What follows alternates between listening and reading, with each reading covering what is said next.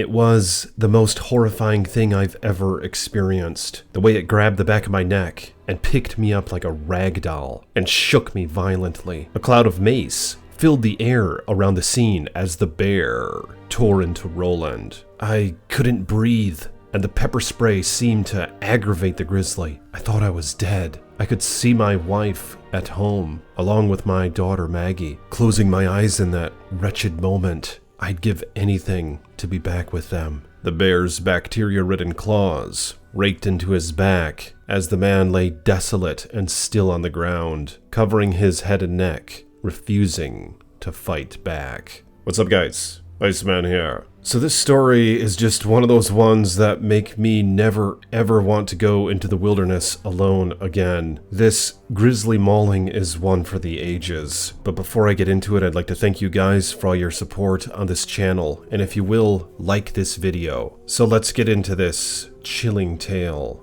Roland was a happy father, a devoted husband, and a lover of the outdoors. At 39 years old, he was living the life he always wanted, a simple house tucked away in Kerwin, Wyoming. And although he didn't have or make much money, he had a stay-at-home wife who loved him. He was a surveyor and loved his job, but knew it came with its risks. He'd spent his days working alone, nestled in the wilderness, mountainous ranges, and throughout national parks. Roland was hesitant in recent years while on the job, as he'd had several encounters with various bears, including grizzlies. Stories of surveyors getting mauled while on the job were getting more and more common. Alan Minish, an acquaintance of Roland in the same field of work, was mauled only 2 years ago in Alaska. The man was punching numbers into his GPS unit northeast of Glen Ellen, and he glanced up for a moment and saw a large brown bear only 30 feet away. The bear saw him as well and charged him, taking him to the ground and mauling him viciously. The brutality of the mauling left Minish with a crushed jaw, a puncture wound in his scalp revealing bone, and lacerations all over his body that required 4.5 hours of surgery. According to Minish, the attack lasted about 10 seconds, and he even tried to evade the bear before the attack by dodging behind small spruce trees. But that didn't stop the determined animal. The bear smashed through the small trees in order to get to him. Minish even attempted to keep the bear at bay, using his surveying pole as a spear, pointing the end of it directly at the creature and pushing it toward it. But the bear simply swatted the pole to the side, knocking the man to the ground, and began fiercely mauling the man. As the bear lunged on top of him, he grabbed its lower jaw to pull it away, but it then effortlessly tossed him to the side and grabbed his face in its jaws. He took a small bite, and then he took a second bite. And the second bite is the one that broke the bones and crushed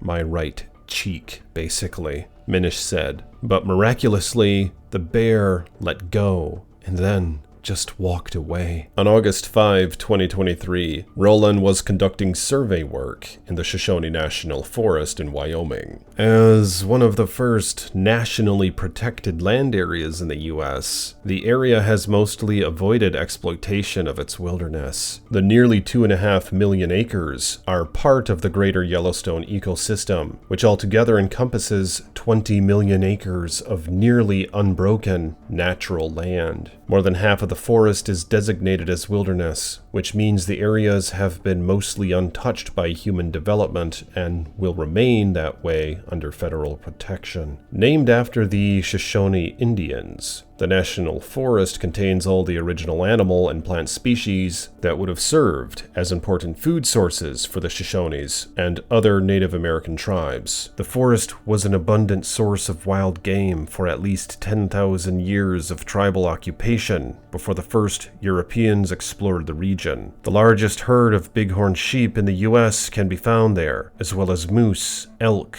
mule deer, bison, mountain goats, hare, pika, and beaver. Many predator species make the Shoshone National Forest home, including gray wolves, timber wolves, grizzlies, black bears, cougars, Canada lynx, coyotes, bobcats, martens, and weasels. In the greater Yellowstone ecosystem, there are around 700 grizzly bears. Approximately 125 of them live in the Shoshone National Forest. The Yellowstone cutthroat trout, a subspecies that is native to only a few states in the U.S., is a preferred food source of bears in the forest. They can be found in the Shoshone River and are popular with anglers as well. The army cutworm moth is another calorie-dense food source that will attract 20 to 25 grizzlies at a time on their high elevation congregating sites. Bear and human encounters have become increasingly common on the rocky slopes where the moths come en masse to the alpine ecosystem to feed on wildflower nectar. Roland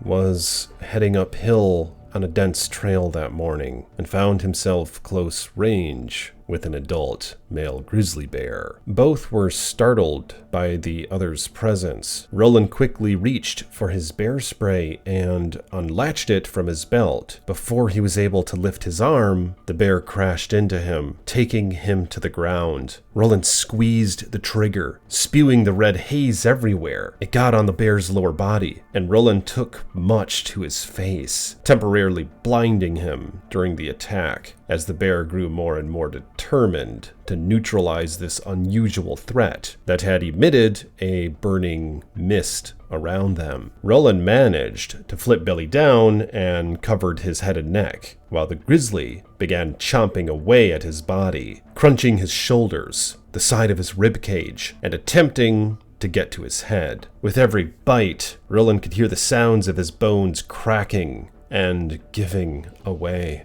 Roland lay perfectly still, holding in the screams from the excruciating pain. And then, suddenly, the bear ceased. Roland held his breath for a moment, waiting for the animal to attack him again, waiting for the animal to take his life. But no, it stood over him, with its mouth wide open, breathing heavy, huffing, but it didn't attack. I began lightly breathing, because I had to, expecting the bear to see my movement and attack me relentlessly, but it didn't. I kept my body perfectly still, and it pawed at me a few times. I believe it wanted to see if I'd react, but I didn't. Minutes went by, and I couldn't tell whether or not the bear was still around, so I waited another 5 minutes or so, and heard nothing. I slowly began looking around, pivoting my head on the dirt, looking for any sign of movement or life around me. It was hard to see as my eyes were still filled with the pepper spray, but I couldn't see the outline of the animal anymore. The bear left, and Roland was able to call 911 from his cell phone and was flown to a hospital